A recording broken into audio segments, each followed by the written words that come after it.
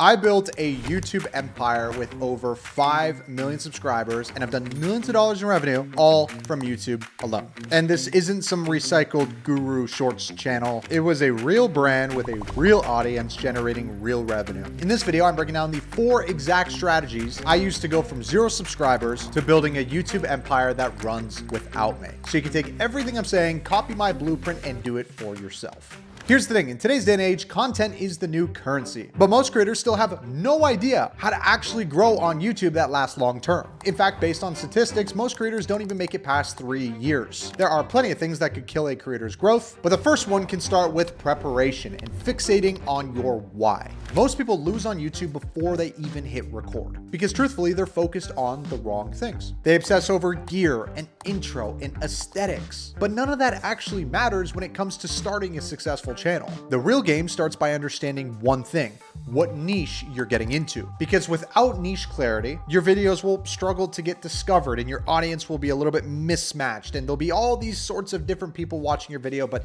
not the core audience you're looking for. The audience itself won't stick, and it's hard to build a relationship with the creator when content is a little bit everywhere. And obviously too, monetization becomes extremely difficult that way as well. So instead of asking what type of content should I post, you should be asking, who am I really trying to serve? So ideally, if you want to pick a niche that actually fits you and what you want to do, you need to pick a niche that aligns with your story, your skills, and of course your obsession. Whether it's fitness, education, gaming, business, commentary, vlogs, you name it. However, just know that not all niches are aligned equally. There's tons of different niche examples out there. Like you could be a vlogger like Casey Neistat in New York City, for example, showcasing his life, what it's like to live in New York, and doing aesthetic-based content. Or let's say maybe you run a business and you want to put yourself out there. You could be another Iman Godzi, where you are sharing motivational content. Maybe you have a high-ticket program on the backside. Maybe you want to capitalize when GTA 6 comes out and you want to be the next gaming creator to really take over. There are all sorts of different niches, but they all play different roles. Because the thing about a niche, it's not just about what you like, it's about what brings you leverage, and it should be something that you assess. Because once your direction is clear, the next important thing is to stay in the game long enough to where you can actually win.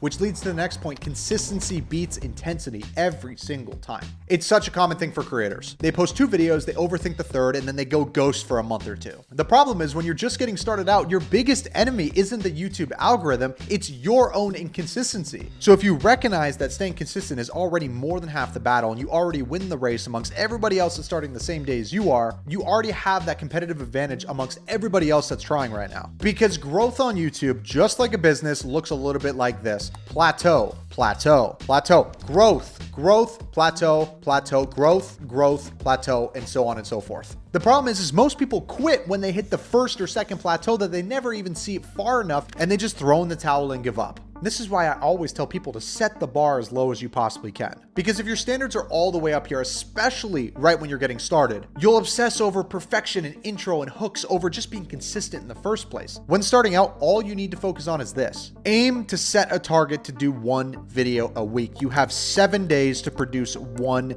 video. It's totally achievable. And even if you've never edited before, you've never made a thumbnail before, all of it is very possible. It's all on YouTube. You can learn really easily. And listen, the editing stuff all sucks. Trust me, I understand. It is a mission, especially if videos take you hours and hours to edit, which is why for the last little while, I've actually been building the world's first AI video editor that literally you can drag and drop your footage, upload it into Get It, and prompt what your video is. It's a business video, it's a gaming video, and literally within minutes, you will have a finished, polished, beautiful video ready to go. And the best part is too, it's a fraction of the cost of what a traditional editor is. If editing intimidates you, you're a little bit nervous, or maybe you're an editor and you want to speed up your workflow or anything of the sort, we're about to launch an MVP very, very soon. Go to the second link down below in the description to join our waitlist. I promise you, you're going to love this. Try to aim to get 1 video a week. You'd be surprised how much more you can get done if you actually push yourself and challenge yourself to get that 1 video a week done. That's step 1. Step 2, focus on reps, not results, okay? More reps in. Every single famous athlete had to shoot the ball 100,000 times to get really good at it.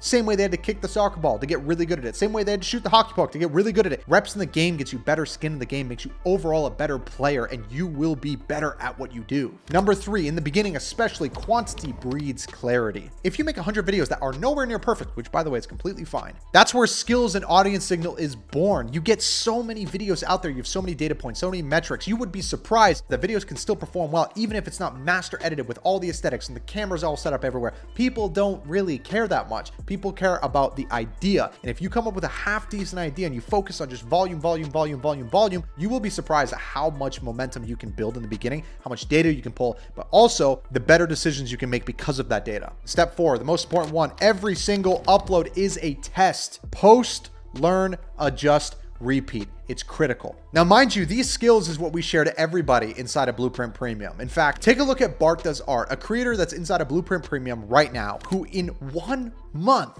4x'd his views by simply following the advice inside of Blueprint Premium. You can literally see right here in September, they were around 15 million views a month. And in October, they hit 58 million views a month, almost a 4x. Same thing for Grant, another student inside of Blueprint Premium who hit a beautiful long form 1 out of 10, 242,000 views in 2 days. There are so many strategies that go into YouTube channels and every single creator's focus is just a little bit different. But if you are serious about wanting to take YouTube to the next level and you want to work with creators that are actually doing it, have tens of millions of subscribers and have done hundreds of millions of dollars in revenue on YouTube alone, click the top link down below in the description to apply for Blueprint Premium. Let's talk about how to actually blow up. Because here's the thing, you can't just upload low effort videos forever and expect to blow up. Which leads me to my next point, let the data tell you what to scale. If you dive into your YouTube analytics, the platform literally tells you what is doing good and what is doing bad and where you need to improve. You'll see exactly why a video is underperforming or overperforming. The reality is most creators completely ignore their creator studio. They do not focus on it whatsoever. They assume that YouTube is just luck and hoping that something goes well, when in reality, it's a massive feedback loop. There's a handful of different things that you should be looking for inside of your creator studio. Your CTR, is your CTR at least above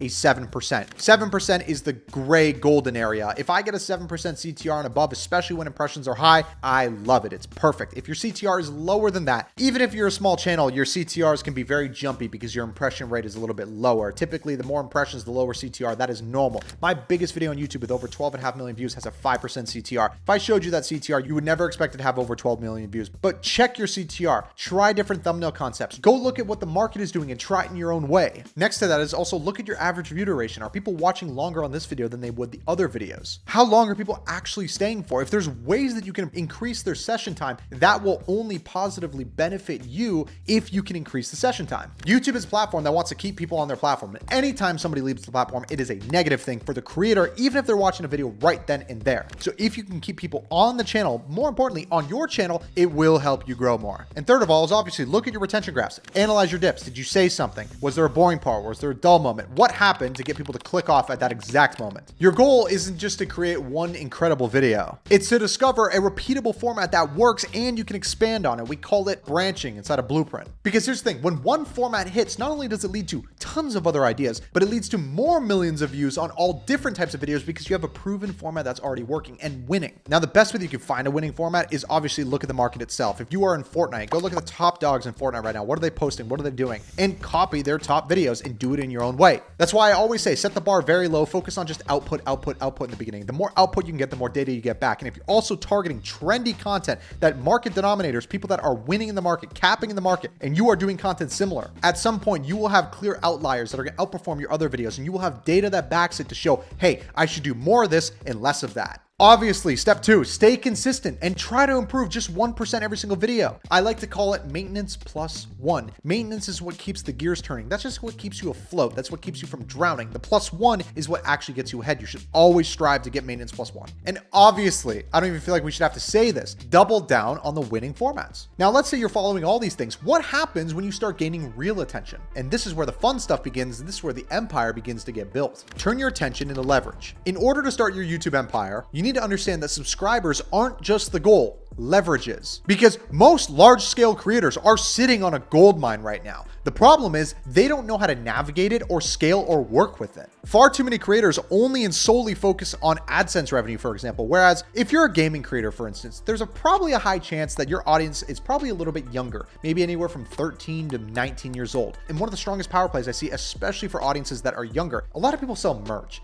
T-shirts, hoodies, hats. That's great and all. But it's saturated. There's actually a creator, I'm not going to say who, instead of them selling shirts, hats, and hoodies, they decided to sell plushies. And around Christmas time, this creator had done over $600,000 in revenue selling plushies. Whereas everybody else was focused on selling hats, t-shirts, and hoodies, they sold plushies. They were an outlier. They stood out. It looked way better, and it was different. It would be silly for you to put all your eggs in one basket and only focus on ad revenue. It's incredibly important that you expand your IP. You want to make sure that you are safe as a business owner. You want to make sure that you are safe as a creator. All it takes is one burnout cycle to absolutely destroy a YouTube channel. Having multiple eggs in multiple baskets is the best way to keep you afloat, and more importantly, to grow your business and actually spread your wings and build an empire around you. Because if you want to scale and earn millions on YouTube, you have to move beyond past just posting videos and start building an actual empire. That means thinking bigger about how to multiply your views, or expand your monetization, or building your team, or building systems just to keep everything going and growing. The idea here is you want to expand horizontally. These could be second channels, third channels, fourth channels.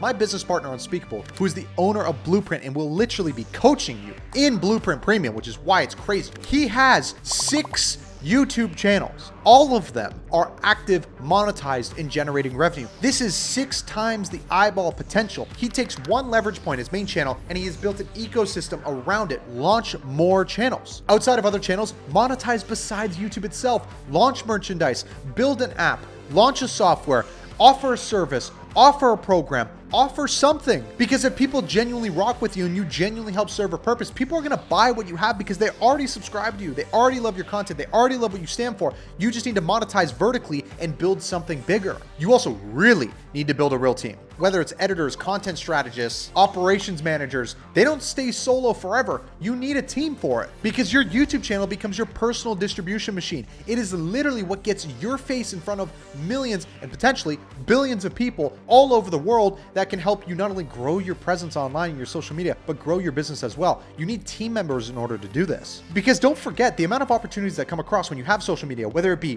brand deals, it could be equity in companies, exposure, all compound because of the efforts that you're putting forth. Now, this is how a YouTube empire is truly built. Starting all the way with the content that you create from the very beginning, using the tools you already have and evolving to something that can make millions and millions of dollars, which by the way, is very hard, but it's possible. And as mentioned, if you are looking to work alongside creators that have well over 50 million combined subscribers, we've done over $100 million in combined revenue on YouTube alone. You want to join the largest creator ran coaching program in the world. Click the top link down below in the description to apply for Blueprint Premium. And as always, I'll see you in the next video.